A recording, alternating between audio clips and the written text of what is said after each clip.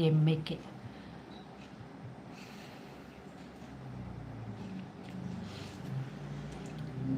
Live വിട്ടു പോകാൻ തോന്നുന്നില്ല. നീ പോകണ്ട, അവിടെ നിൽക്ക്, നീ പോകരുത്. എന്നെ വിട്ട് നീ ഒരിടത്തും പോകരുത്. എനിക്ക് ബ്രദേഴ്സ് ഇല്ലടാ, എനിക്ക് ആങ്ങളമാരില്ല. എനിക്കൊരു ആങ്ങളയുടെ നീ കുടിക്കും,